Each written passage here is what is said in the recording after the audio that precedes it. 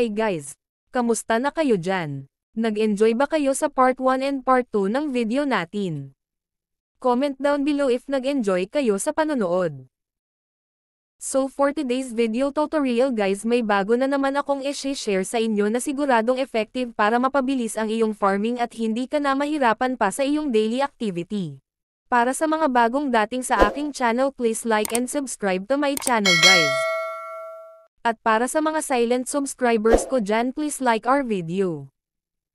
Paano ba natin mapapabilis ang pag-grind natin? May paraan ba para magawa ito? Yes, meron pong paraan para mapabilis at ang best solutions ay nasa video na ito idol. Alam ko kasi na nahihirapan na ang lahat sa pag-grind sa mga boss. At minsan hindi na natin ito natatapos dahil may iilang mga player ang sumisira sa ating tahimik na pag-farm sa mga boss na ating pinupuntahan at tinatambayan, hindi ba? Ramdam ko kayo dahil ganyan din ako dati sa simula, lagi akong napepiki ng ibang player sa aking boss spot. Kaya para maiwasan na ang gantong sitwasyon, naisip ko na tulungan ka sa iyong problema. Less hassle na at effective pa ito para sa mga busy na tao tulad mo na may work din.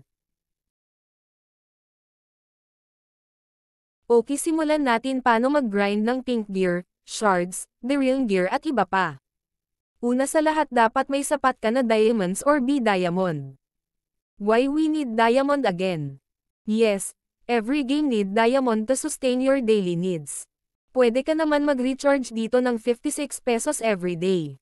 But again, if you have no money to do recharge here, it's okay. Just keep all your diamonds and use it for necessarily only. Here's the refresh rate. In this section, we need to spend diamonds to trigger the best results to our drops in any world boss. So paano ba gawin ito? Simple lang guys, just click the 200 diamond to trigger the ultimate best drop. Note sometimes drop may different, so don't expect too much. Anyway, the total cost to get the lucky strike is cost of 3,000 diamond. But sometimes it's less than 2,000, depends on how you lucky.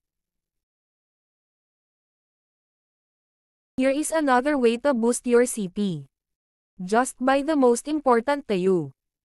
The Exo Beast card here are my priority because we can fuse it. Overall the item here are useful, just grab your priority item only. Guys, share ko lang ito. Para ma-avoid natin na mapeki lagi sa laro, matututo po tayong makipag-usap sa ibang player ng maayos, lalo na sa mga ahead at top player ng kada server.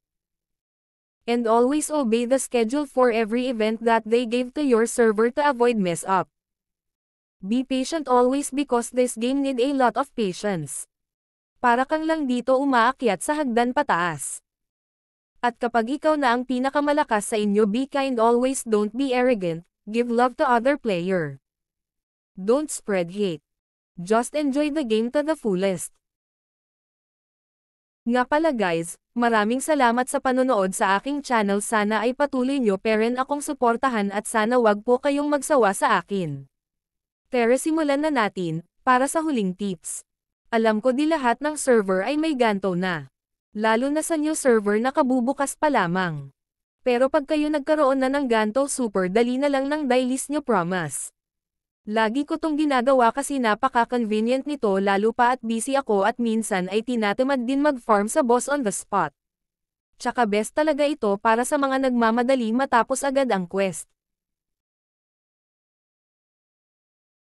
Para sa kaalaman ng lahat, same drop lang din ito sa actual boss pag nag-farm ka on spot.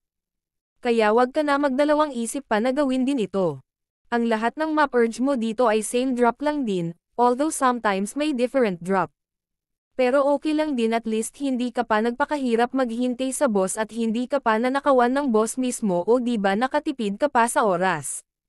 So paano guys? Hanggang dito na lang ako, maraming salamat dahil umabot ka hanggang dito. Enjoy watching at sana mahanap mo agad ang code sa video na ito.